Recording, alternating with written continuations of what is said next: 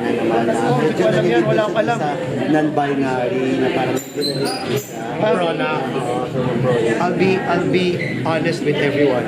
Even ako, as a part of the LGBT, QIA+++, nalilito din po ako sa mga pansexual, mga heterosexual, kainansexual. Ang dami na talaga. That's why sinasabi ko nga para inclusive na A to Z na lang. Huwag ng LGBT, A, B, C, D, hanggang Z. Even ako po nalilito. In fact, pag may kausap ako mga mentors or mga elders LGBT, natanong ko, ano pa talaga yung difference ng transsexual sa transvestite, sa lesbian, sa trans. Pag ako nalilito po. Pero as I've said, at the end of the day, respeto lang yan. Kung ano yung belief mo, ano yung gusto mo, go.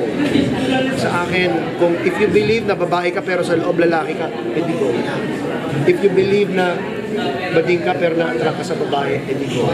If you believe na babae ka pero gusto mo ka babae pero ang tawag sa'yo, babae, wala. Ngayon kasi very complex na. Hindi mo na alam. Before kasi no 80s ano lang ba? Girl boy, bakla tomboy, silahis, ACDC. ACDC nga tawag dati, di ba? Silahis. Di ba yun lang ang tawag pag ngayon, marami na po. Although hindi ko naiintindihan, i-respect ko na.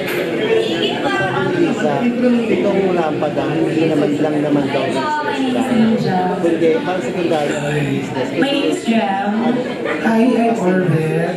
Hi, I'm your O yun nga, superstar. nung na-meet ko nga sila, nung na-meet ko si Lisa Ferdinand. Hi, I'm Bombaday from the Bright House of Day. Tamang RS. Kasi nag-iisip talaga kami ni Ice kung saan pwede namin gawing home yung community namin. Sabi ko, perfect. Represented sana lahat LGBTQIA. Hindi ko na nga alis sabihin ng IA eh. Intersex, A, asexual. Ano yung plus? Iba pa, marami Yun pa na nga eh. Hindi ko na nga alam eh. Iba-iba yung mga kategorya. Sobrang dami, which I respect all and I love all. Hindi ko, ayoko magmarunong na, ay alam ko lahat yan. Basta, ako alam ko sa sarili ko. So, yun lang yun. Yung iba, So anong classification mo sa sarili mo? hindi ko rin nga alam eh. Sa plus. Sa plus na lang siguro ako, sa plus size. Diba? Minsan nalilito na rin ako sa sarili ko, hindi ko alam eh. So, yun.